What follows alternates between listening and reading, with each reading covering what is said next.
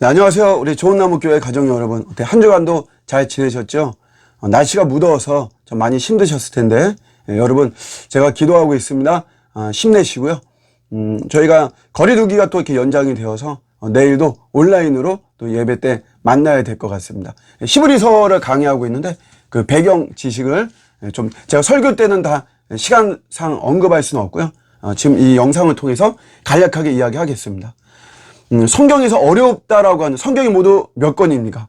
66권이죠. 그 중에서 어렵다라고 하는 성경이 대표적으로 3권이 있습니다. 구약 성경은 무엇일까요?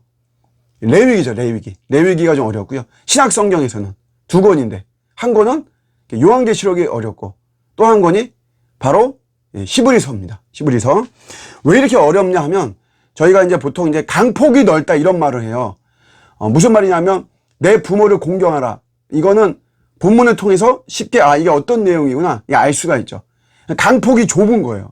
근데 강폭이 넓다는 거는 본문을 통해 가지고서는 이게 무슨 말인가 이게 좀 어려운 거죠. 히브리서가 이제 그래요. 그래서 우리가 강폭이 넓다라고 이야기를 하는데 왜 넓냐?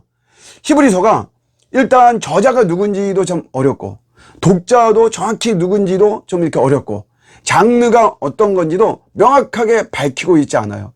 그러다 보니까 좀 이게 어렵고 그 다음에 구약을 배경으로 하고 있거든요. 우리하고 지금 우리가 쓰는 어떤 익숙한 용어들이 아닌 뭐 성막에 대한 내용들 또 구약의 제사법에 대한 내용들 제사장들에 대한 내용들 뭐 하늘의 어떤 모형 뭐 이런 거 하다 보니까 익숙한 말들이 아니죠. 그러다 보니까 우리가 좀 어렵다라고 이야기를 하고 있습니다.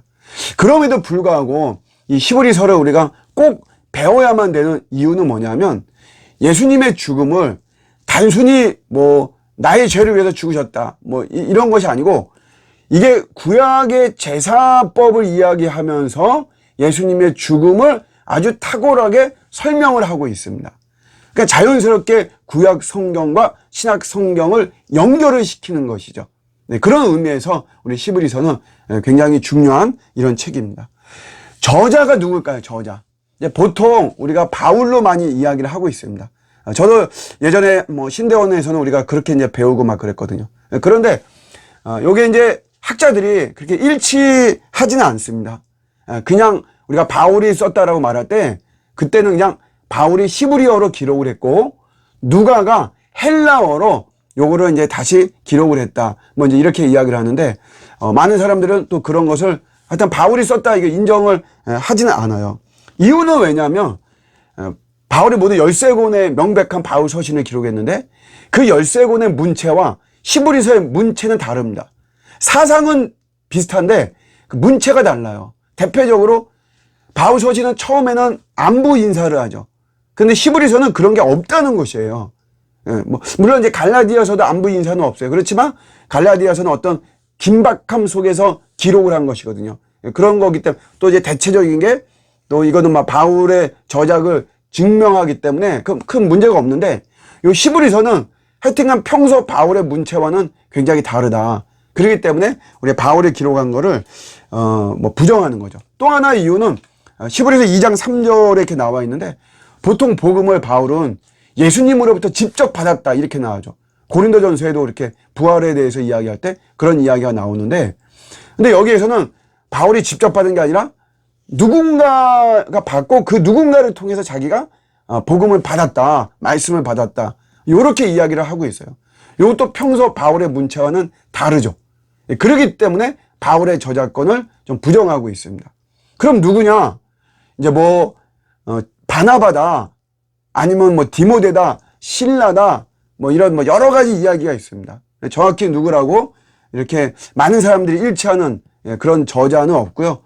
오리겐이라고 하는 그 교부가 있었는데 이 교부가 이런 말을 했습니다.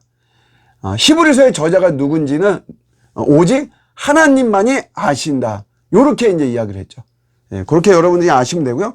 독자는 어쨌든 유대교 출신의 기독교인들이다. 이렇게 보시면 됩니다. 유대교를 믿었던 사람들이 이제 바울과 여러 우리 초대교회를 통해서 예수님을 믿게 된 거죠. 그 이유는 뭐냐면 구약을 인용하는 내용들이 굉장히 많아요. 요 말은 구약을 아는 사람들이라는 거죠. 유대교의 제사법을 아는 사람들. 그렇기 때문에 구약의 제사법들을 인용하는 이런 내용들이 자연스럽게 많이 있다. 유대교 출신의 기독교인들이다. 이렇게 생각을 하는 것이고요.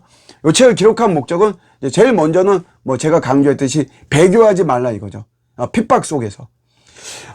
어려움이 있다 보니까 유대교로 돌아가는 거예요. 왜냐하면 유대교는 당시 로마 제국의 합법적인 종교거든요. 그래서 로마 제국이 유대교는 보호를 했어요. 그래서 이제 그런 어떤 어려움이 많이 있으니까 그런 보호 속으로 들어가려고 유대교로 다시 돌아간다는 거죠. 근데 그런 거에 대해서 그렇게 하지 말라는 것이에요. 믿음을 가지고 끝까지 견뎌라. 또 경고를 많이 합니다. 경고. 어떤 경고냐 하면 우리 조상들이 광야에서 보여줬던 것처럼 그렇게 우리가 뭐 신앙생활 하면 안 된다. 또 뭐 이제 그런 믿음에서 떨어져 나가면 안 된다. 이런 이야기들을 많이 하고 있죠. 왜냐하면 믿음에서 떨어져 나간다는 것은 결국 파멸과 영원한 멸망이 되는 것이다. 그래서 경고하는 내용들을 또 많이 가지고 있습니다. 그런 목적으로 이 히브리서가 기록이 되어 있습니다. 이런 배경 지식을 가지고 여러분들이 설교를 듣는다면 또 한층 여러분의 말씀 듣기에 있어서 유익함이 있을 거라고 생각됩니다. 내일 11시에 또 우리 온라인 예배 때 뵙도록 하겠습니다. 감사합니다.